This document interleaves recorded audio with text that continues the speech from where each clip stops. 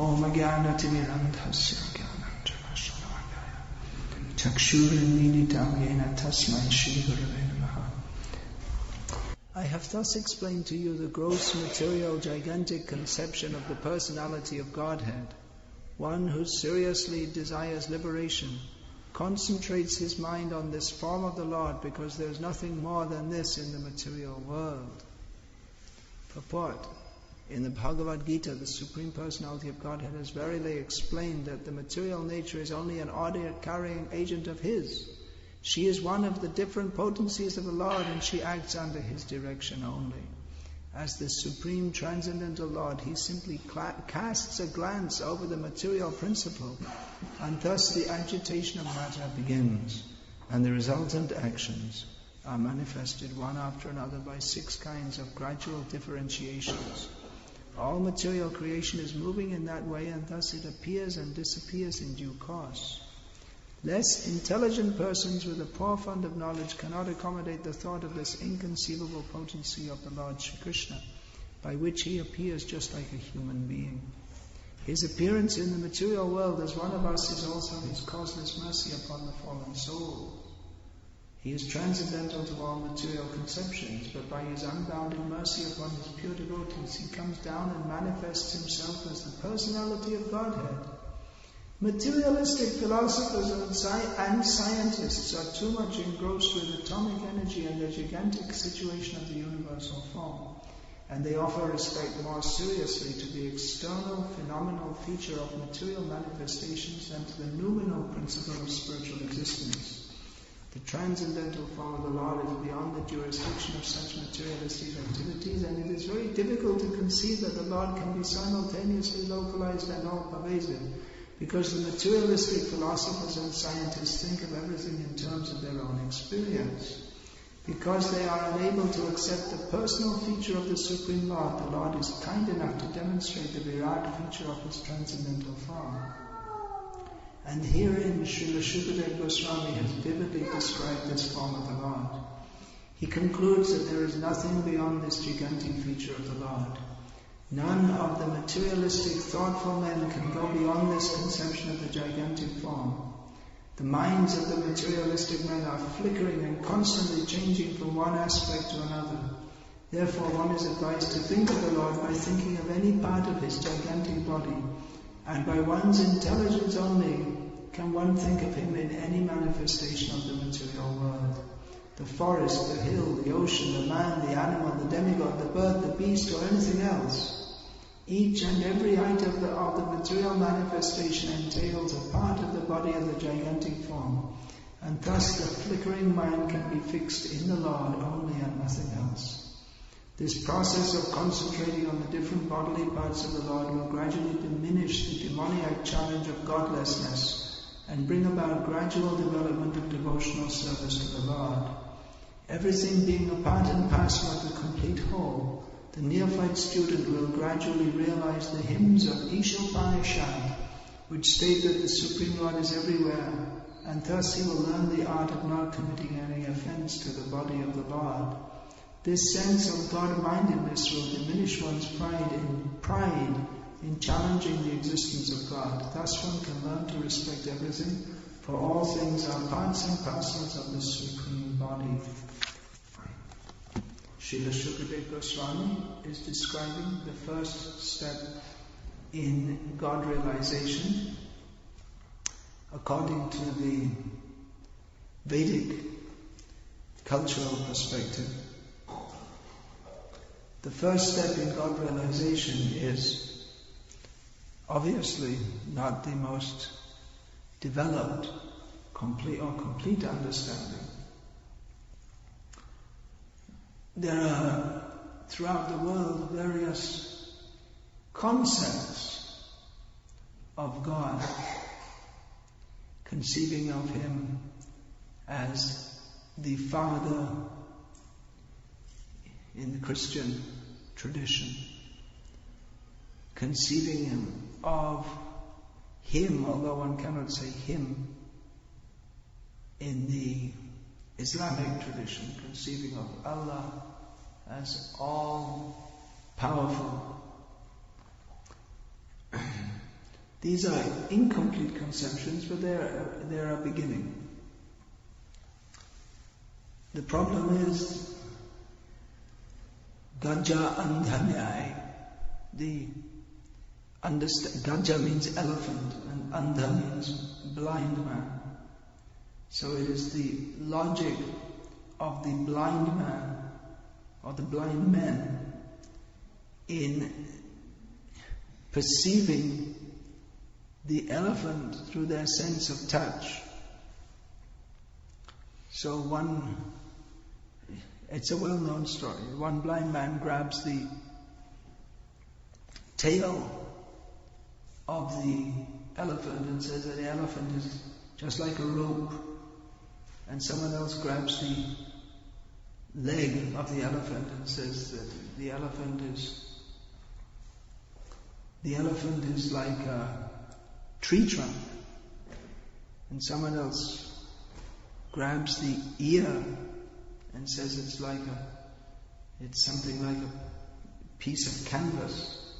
An elephant is like a piece of canvas. Or someone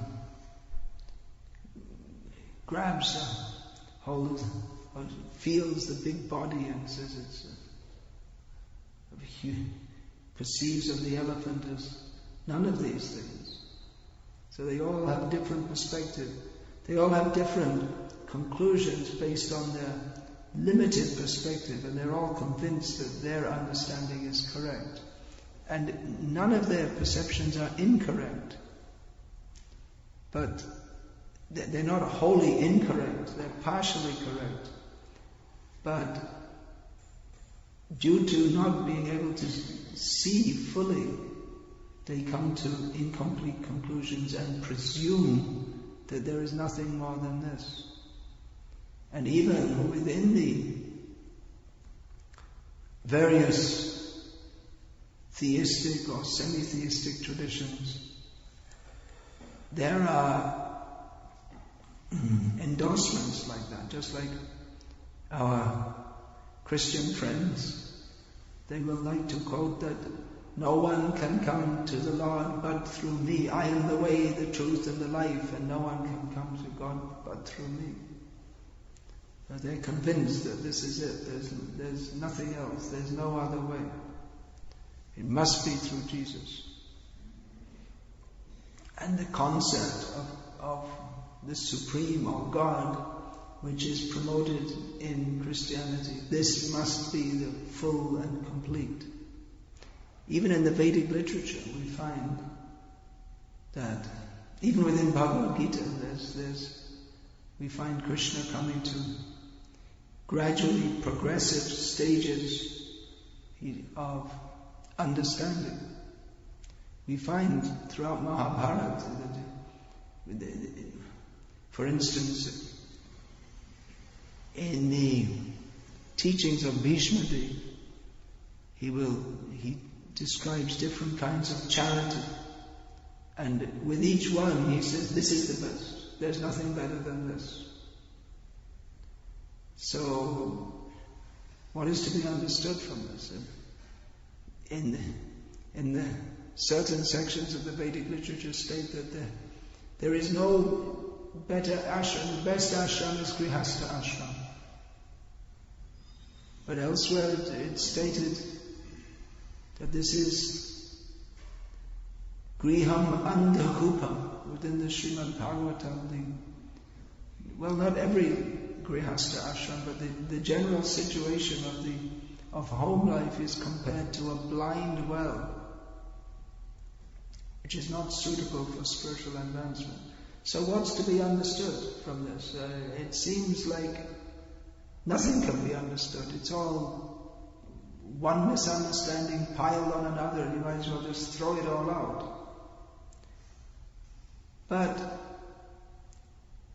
the actual understanding is that none of these statements are incorrect, but at the same time, none of them except one of them is perfect and complete. Something must be correct, perfect and complete. But others are stages Other stages, they are, whether one is following the yoga system or the performing karma kandya, yagyas, the encouragement is there that yes, this is the best, and it will be the best for the person at that stage. So to make his faith in that process strong, which is suitable for him at his present stage, then he's encouraged like this. This is the best. In Bhagavad-gita we see that Lord Krishna says that yo yo yang yang tanam bhakta shraddhaya chitam ichati tasya tasya chalam shraddham tameva vidatamyaham. He says that if someone desires to worship a particular demigod, that means Lord Krishna is the indwelling Supersoul, Antaryami, I make their faith strong.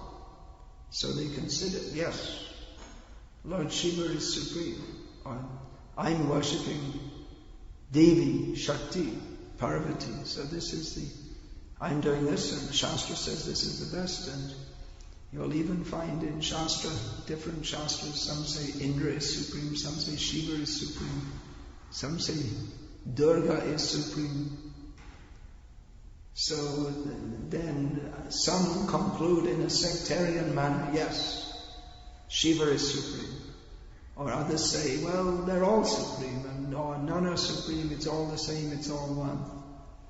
But the Vaishnavas know the actual conclusion of Shastra. Vedaischa saderaham eva Vedaha. In all the Vedas, Krishna is to be known. And then again the pantheists or polytheists or atheists will say, well, that's sectarianism. Why only Krishna? Why there are so many gods? Why only Krishna? But actually the fact is, if we are told to study, if we are told to come to the conclusion that there must be someone who is supreme, and that someone is Krishna. Mata parataram nanyat kinchidasti dhananjaya mai sarvidam pro tam sutre manigana eva. Krishna tells Dhananjaya, conqueror of wealth, Arjuna, that there is no truth superior to me. Everything else rests upon me. We may say, well, we don't see Krishna. Why Krishna? Why, it's just your sectarian, but we can't see Krishna. We can't see him, but he's there. Just like the pearls on a necklace. They're hanging, they're held together by a thread. You can't see the thread. But without the thread, nothing can hold together. So Krishna himself gives the example that he is the thread that holds everything together.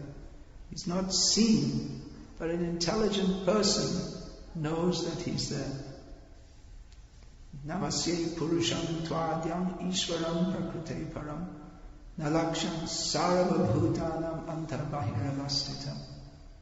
Kunti Devi begins her prayers to Krishna that you are the Supreme Personality of Godhead, the original person. Namashe Purusham, you are beyond this material nature, but you are not seen. You're not, because you're beyond this material nature, those who are within material nature can't see you. Although you are within and without everything, that requires transcendental vision to see. And those who cannot see, they conclude that there is no Krishna, no supreme transcendental principle, which is foolish. To conclude that there is no God in control is foolish. Asatyam apratishtam te jagadahura. The characteristics of the demons is that they say there is no ultimate principle. There is no controller. Everything is just going on aparaspara sambhutam. Don't study science. The demons say that, well, ultimately everything is just by chance. It's chaos. Kimanyat karma hitukam. And then it comes back to, well, what is there left to do? There's no meaning to anything, so ultimately everything comes down to just fulfill your desires. Then why did you start philosophy in the first place? The animals are just attempting to fulfill their desires. The philosopher goes to a higher platform. But if you conclude that there's no ultimate reality, then just you have to fulfill your desires, then why did you bother with philosophy in the first place? Just be an animal, that's all. That's what it comes to. But theism means to recognize that there is a supreme controller who we are subordinate to. So the beginning of that is to recognize that here Shukadeva Goswami says we're subordinate to material nature. At least we have to see that. If we don't see the hand of the supreme controller beyond nature, at least we can see we're controlled by nature. Janma mrityu jara vyadhi. We are forced to take birth, we are forced to die, we are forced to suffer old age and disease.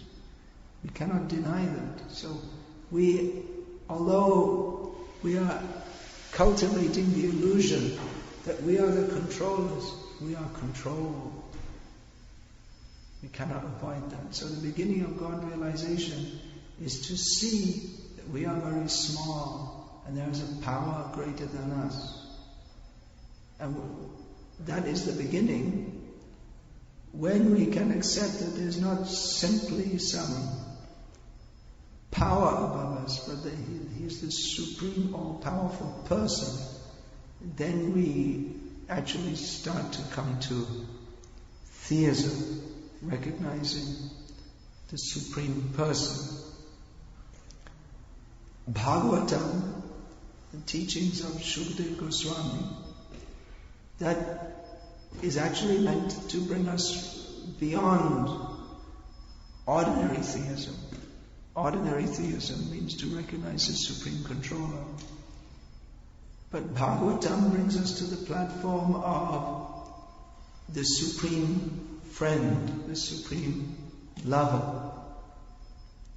This is conceived of in other theistic systems. It's considered that yes, God He's kind, He's good, He likes us. He's on our side. If we get on His side, He'll be on our side.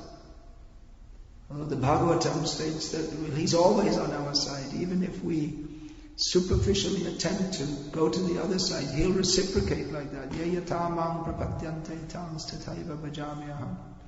But He never becomes inimical to us, as is conceived of in childish religious systems, that if you don't believe in this particular system, you will be cast into hell to suffer forever.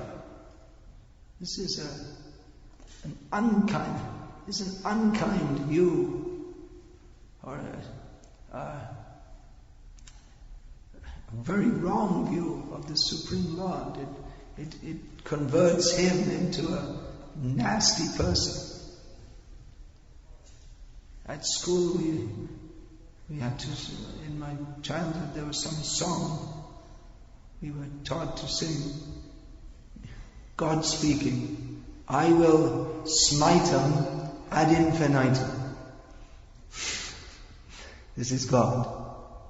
You believe in me, otherwise I'll punish you eternally. So there's no real concept of the kindness. What is the kindness of God? They think that, well, if you march according to His tune, if you fear Him sufficiently, He'll provide you all facilities for sense enjoyment. So they're actually on the mundane platform, because they can only see God in terms of giving sense enjoyment or removing obstacles to sense enjoyment.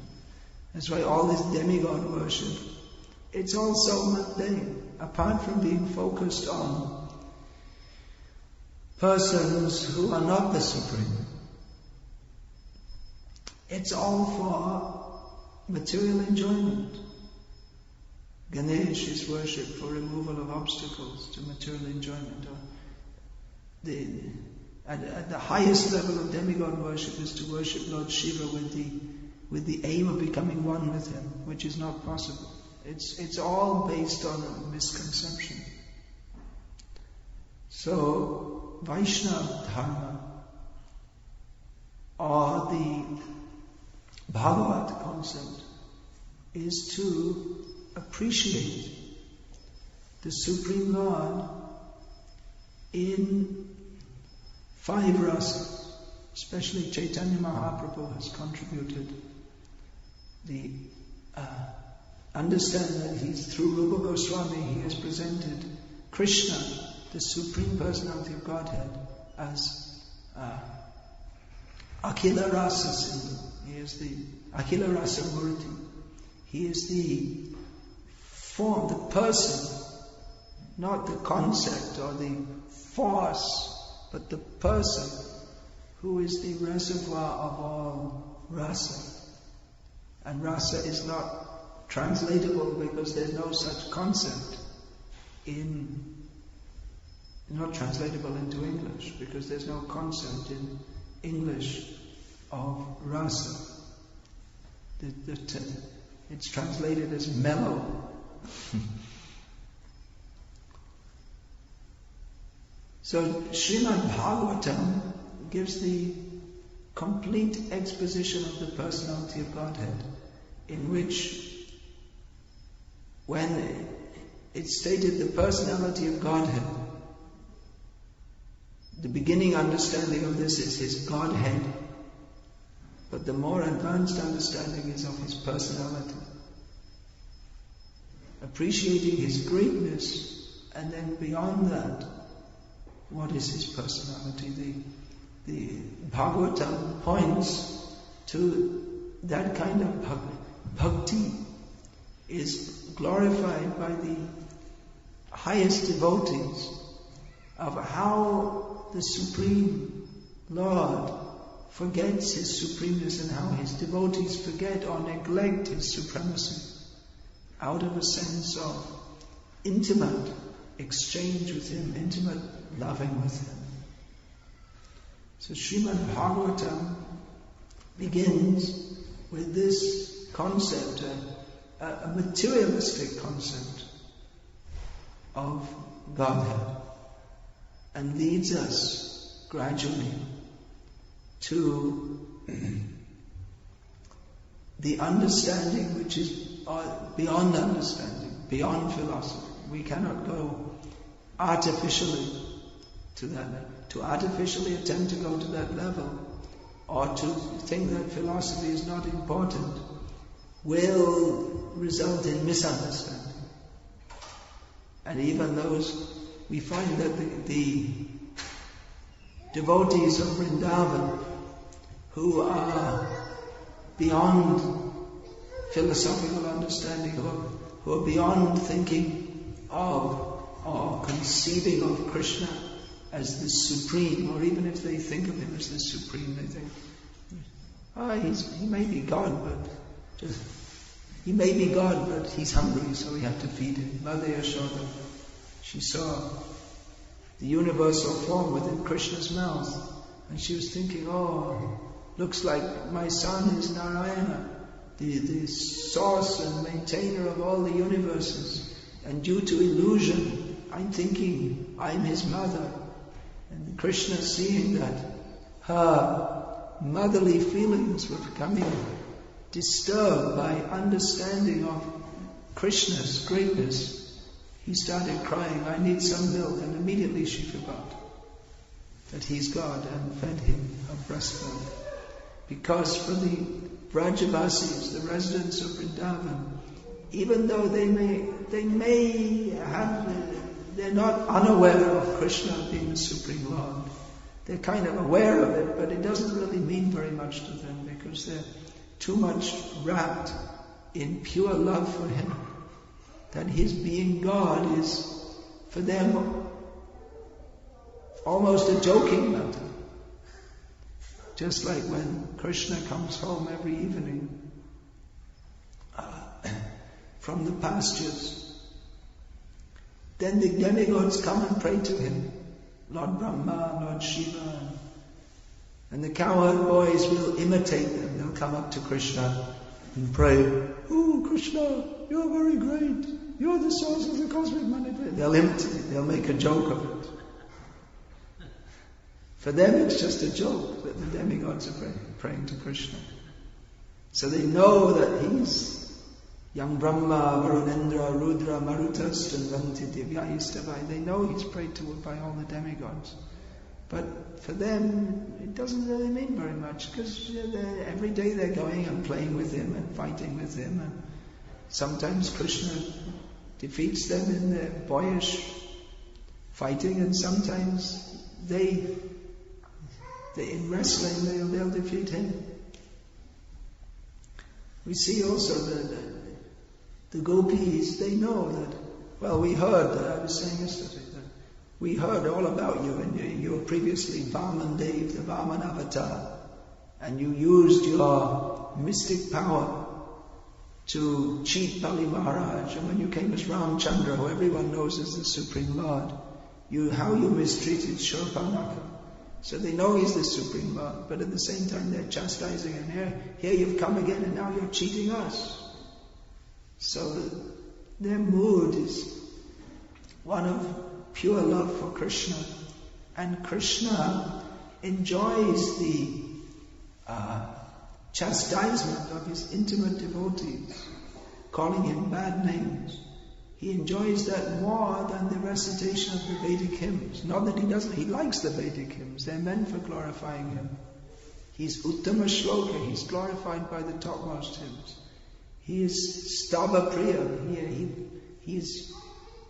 he likes to be praised like that. But even more, he enjoys the rejection by his pure devotee, the so-called rejection out of pure love. So this is not a very easy subject to understand. The pure love of Krishna with his very purest devotees. And if it's not understood through proper philosophy, then it will be taken as something mundane. Mundaners take it as something mundane, that, oh, Krishna stole the clothes of the gopis, and he induced Yudhishthira Maharaj to tell a lie, and he induced Arjuna to kill Karna in a irreligious manner.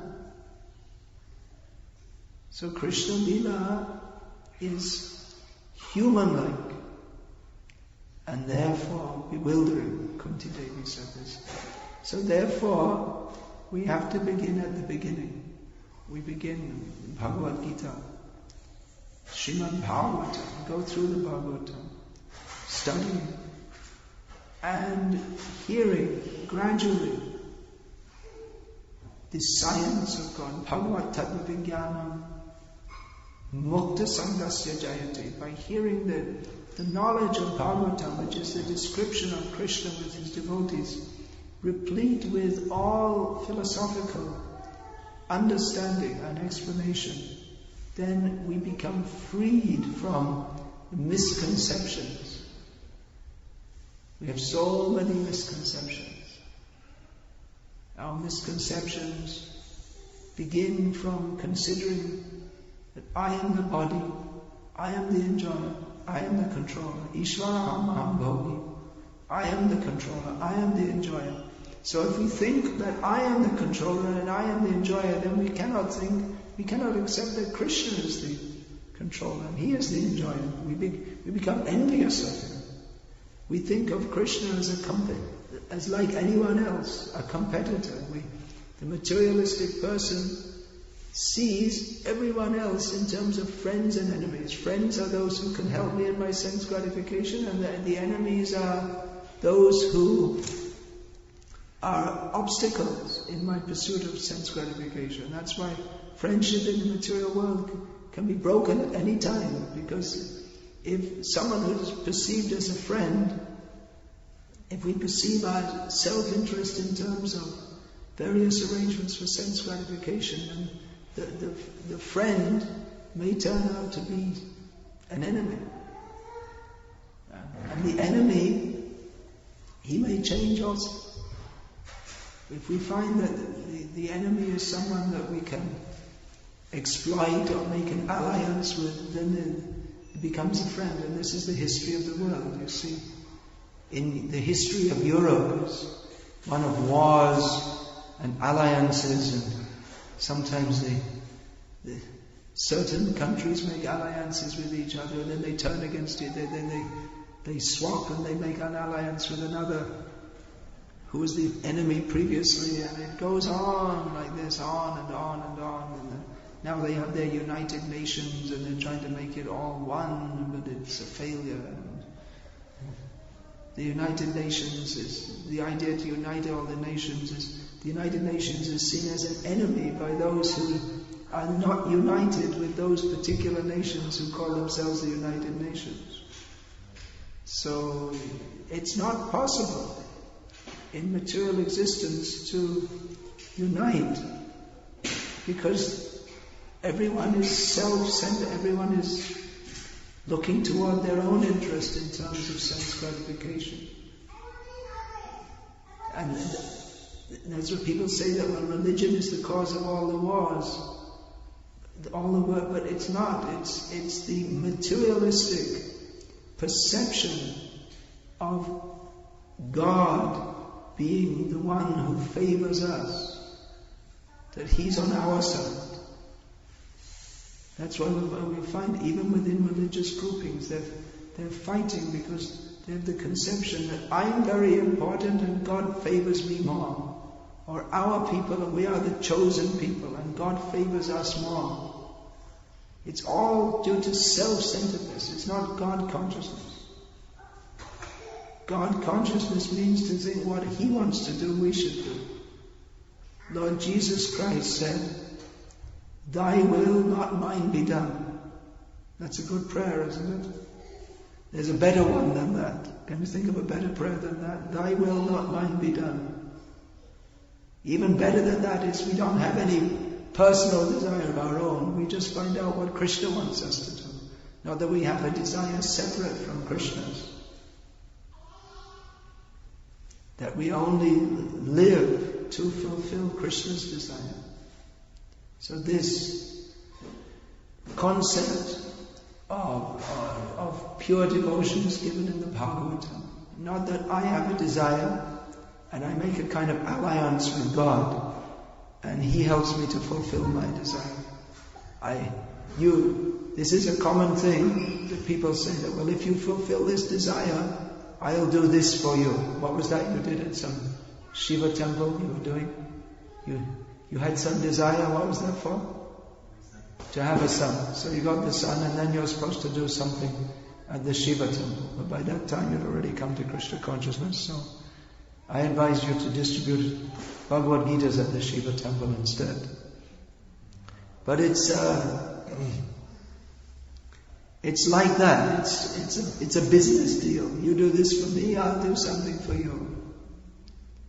But the Bhagavatam teaches Samai pumsam paro dharmo yato bhaktiradhokshaje ahaituki apratihata yayatma suprasidati, that the supreme dharma for all persons, it's not that there's one religion for Jews and another religion for Arabs and another religion for English-speaking Canadians and another religion for French-speaking Canadians, for all jivas, the supreme dharma, occupational duty. It's not religion in the English sense of the word, that religion is a compartment of our life. We have our job and our family and our sports and our dog and our cat and our health club and our religion. That religion, that's Sunday 10 to 11 in the morning. So religion is an important part of my life. Anyone who says like that is not truly religious, because religion must be the life of one who is actually appreciating the Supreme Lord.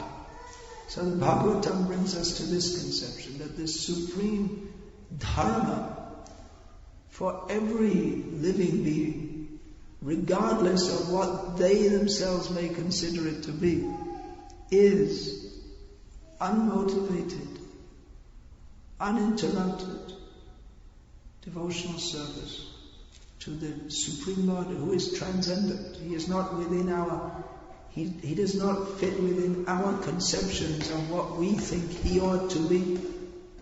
But He is as He is. He is absolute. We are dependent on Him. He is not dependent upon us. He is not malleable to our conceptions. Well, I believe God is like this. What do you believe? What does it matter what you believe? This is all nonsense. This I believe in God. Does it make any difference whether you believe in God or not? Does He cease to exist if you don't believe in Him? Is His existence dependent upon your belief? This is all childish talk. What is your belief? That's why Prabhupada always presented that Krishna consciousness means the science of God. Bhagavad Tattva Vijnana. It's not a question. Whenever Prabhupada was asked, what is your belief? He would say, it's not a question of belief, it's a science. There are certain facts. It's not just, it's an atheistic idea to think that believing, we can all believe just whatever you like. And God is subject to our belief. You can, whatever you believe, that's okay. That's not scientific. Yeah. There are certain facts. 1 + 1 = 2. You can believe that 1 + 1 = 3, but it's not scientific. So the Supreme Lord is as He is. He is not subject to our belief. And pure theism means to find out who He is, how He exists, and act according to His will. So there are various stages of that according to the adhika, or the eligibility of various persons. But if we neutrally observe, we'll find that the highest conception is that Vrajavadhu Vargena Ya Kalpita, that the highest level of God realization, Ramya Kachidu Pasana Vrajavadhu Vargena Ya Kalpita, that is taught by Chaitanya Mahaprabhu, that is the love of the Vraja Gopis for Krishna, is not a subject to be discussed at the beginning. At the beginning there's the seeing God in nature, vague idea. But as we come closer and closer and closer and closer, then we have to proceed to Vrindavan and the love of the gopis, which is Svarasiki Siddhi Braja Gopi Dhan Paramachamchala Sati Jogir Dhayan Nirvishesha Gyan Ekanina Paistiti. That is the wealth of the gopis is their own natural, innate, individual love for Krishna, which is very difficult to understand, because at the same time it appears to be almost perverse. They'll be chastising Krishna and saying, we never want to see Krishna again. But at the same time, it is the highest chastity. It's not, because they're eternal servants of Krishna and giving pleasure to Krishna like that. But this impersonal method of understanding, or any kind of meditation or yoga, it's a long, long, long way away from that. You cannot even begin to approach it. So we're very fortunate. Srila Prabhupada has given us this highest knowledge, such a great treasure, beginning with, or the entrance is actually the Gauriya Vaishnavas. They start at a level beyond this level given by Shukadeva Goswami. They can appreciate how people, their beginning conception is there to see God as nature, in nature, through nature. That's a beginning. But there's a long, long way to go. What are the various stages of God realization? Hare Krishna. Is there any question about this? Yeah, please. Thank you for the nice class, Maharaj. Very nice. All glories to Srila Prabhupada. It could be confusing for someone who doesn't understand the relationship of the demigods with Krishna or Narayan, Vishnu. By reading this verse, it seems like the God of the demigods would be the universal form. Because it says here, because there is nothing more in this world, nothing more than this in the material world. So it would appear that because this is God, the form of God in the material world, there's nothing more than this. There's nothing more than this in the material world, yeah. Well, the demigods...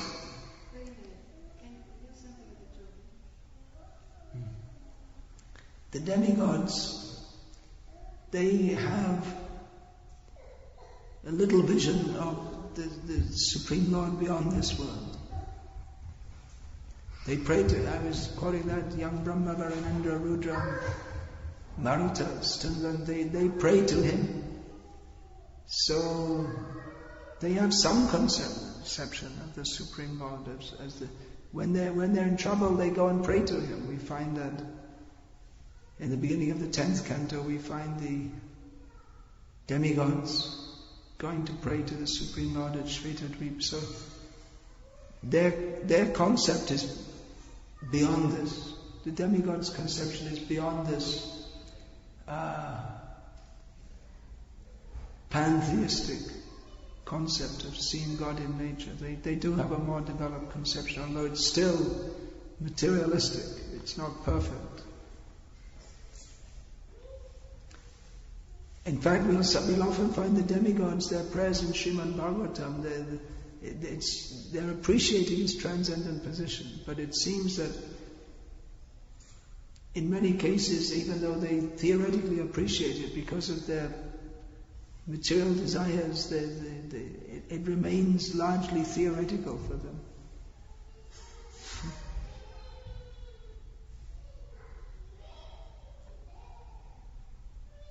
Yeah, there is no concept beyond this in the material world. Yeah, so that means that it's still materialistic. They haven't really started to come to the transcendental position yet. It's something like before the sun rises. It's not dawn. The sun is not visible. Even the sun rays aren't visible, but it's getting a little bit lighter. It's still night, but there's some visibility. It's not as dense darkness as midnight. That's a good point. It would just seem a little odd from one perspective. Saying it would seem a little odd from one perspective that Sri Sukadeva Goswami is speaking to an assembly of great sages, including Narada and others, and Maharaj Pariksit, who is the grandson of Arjuna, that he's saying this, that there's no higher conception of God except for the universal form. Well, it's specifically stated in the material world, right? There's nothing more in the material world. One thing is that apart from the Bhagavats who are present there, Parikshit, Narad, Vyas, there are also many munis and rishis who aren't on such a developed platform. Another point is that Shukadeva Goswami began at the beginning. He gave the whole spectrum of religious understanding or theistic understanding, but he just went quickly through the lower stages, just to put everything in perspective.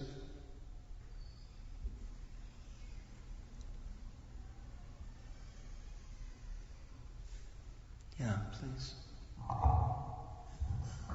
She was talking about the super soul, and I'm wondering, is there actually a personality in that manifestation of Krishna? Does he have personality in the sense of? Yes, the Antaryami, Paramatma, is the Supreme Personality of Godhead. But generally people don't interact with him much.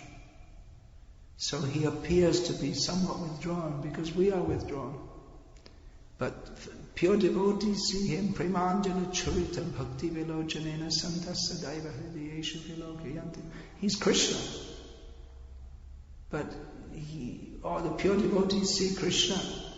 But he's acting as Vishnu, and because the conditions, as the maintainer, and because the conditioned souls are aloof from, they desire to remain aloof from him, he remains aloof from them, but he's there. That's stated in it. Ya'atmantayami purusha itisyosyam savibhavaha. That Chaitanya Mahaprabhu is the Paramatma in everyone's heart, and that means Chaitanya Mahaprabhu is dancing in the heart. If you're ready to see him like that. Yeyatamam prapadyante tams tathaiva bhajamyaham.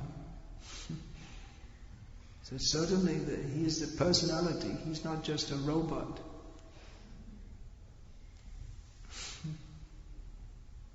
Yeah.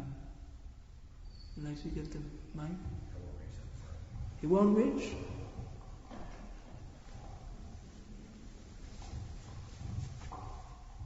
I was reading in the third canon that the super soul, Paramatma, guides the living entity. If the living entity wants to go to hell, then he will take him there. Because we can't do anything without Krishna. So he guides the living entity to those lowest regions so that he can see what it means to misuse his independence. And then, if the living entity decides to go to spiritual growth and like Godhead, then he also guides him. So sometimes as we look and we see what's happening to this person or what's going on there, we don't include the Krishna factor that is happening because of the living entity's own desire. But it doesn't mean that they remain in the lowest position. They again recover their consciousness to some extent, and then it guides them back. It's in the third control. So the super soul is actually working very hard to fulfill the Yeah, he's always trying to bring us back. Yes. Prabhupada said that when I first joined the movement, there was a whole feeling that we had to help the super soul to serve them, really keep them. Yeah, he also reciprocates with the devotees offering someone a book. They may not want to take it, but the devotee tries to convince them, and then Krishna, within the heart of that person, reciprocates with the devotee's strong desire, and then he induces them, all right, I'll take it. Desire is very powerful, as even the non-devotees have found that out. If you have a strong enough desire, then as if by magic, everything happens. Magic means the super soul is there. Yeah.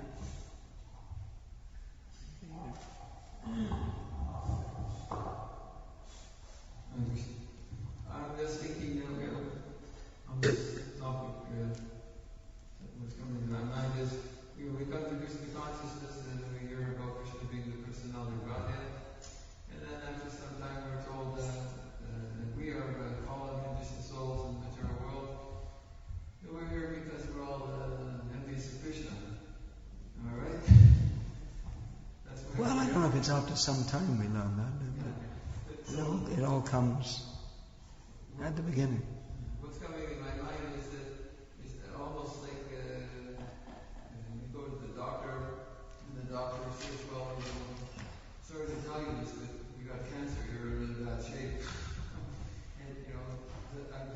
Yeah, it's like that, but at the same time, the doctor says, but we do have a cure. Well, that's what I'm trying to say, that we're trying to perform devotional service, and yet in our heart we have this big disqualification, being an envious person. Yeah, but Krishna's mercy is greater than our disqualification. His love for us is greater than our envy of him. That's the hope.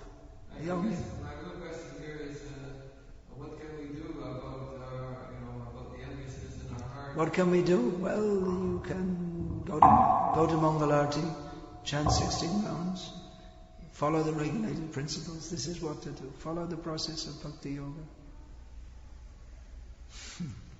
But we still feel it in our heart. Yeah, it may take some time to cleanse, but what else is there to do? This is the process. There is no other process. This is the process.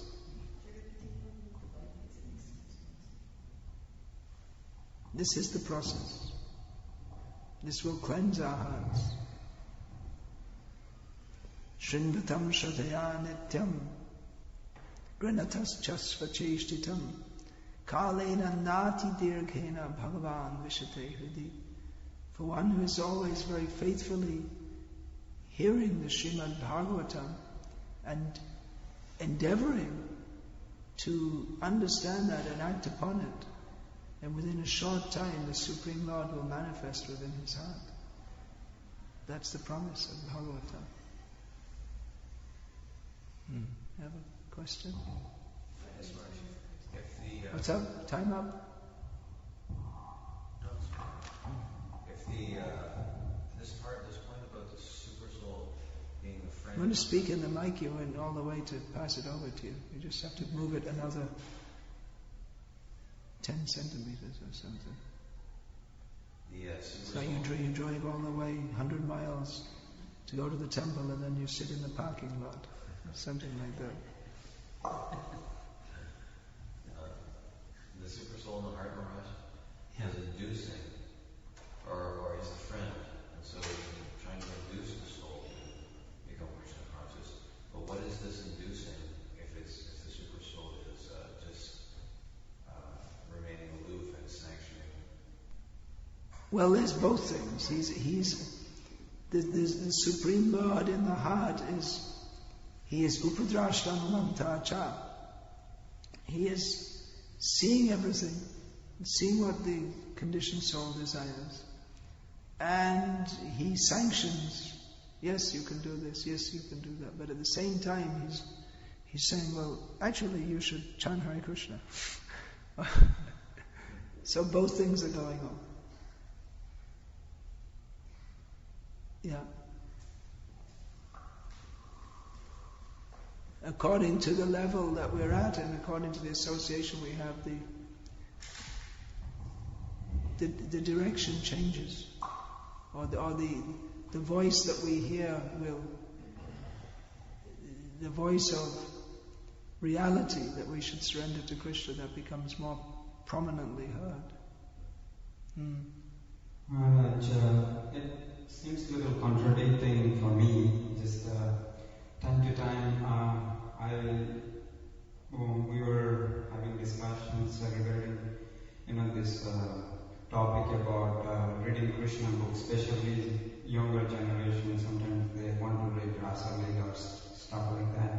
So time to time, they can read, but they should read starting from chapter 1 and go through the whole book. Yeah, but sometimes the question is, sometimes some devotees or some senior devotees, Prabhupada disciples, they say, Prabhupada did encourage devotees to read Krishna book, and sometimes some lectures they say it's better not to read because we should come gradually. So that. Well, the thing is, we should read Krishna book, and we should read all the rest of the Bhagavatam also. It's not one or the other. It's not that we should read all the Srimad Bhagavatam and not read the 10th canto. And neither should we read the 10th canto and not the rest of the Bhagavatam. It's just a matter of common sense, keeping some balance, that's all. Yeah, I heard sometimes some devotees mentioning that Prabhupada... Yeah, we always hear so many things that so many people are mentioning, but it's a very good policy to hear and try to understand what Prabhupada mentioned. It's very good advice for everyone. My question was more like Prabhupada. I heard that Prabhupada said that reading Krishna book is very important for beginners to understand. I don't know if he emphasized for beginners. He said for everyone. But he gave it certainly for everyone to read, and he gave it in such a way that he wrote in Krishna book that anyone who reads this book can become fully God conscious. So. But he didn't say don't read other books, and he also emphasized the importance of reading other books. So what's the problem? There's only a problem if we create a problem, that's all. Otherwise, there's no problem. Read all the books, follow the principles, follow the process.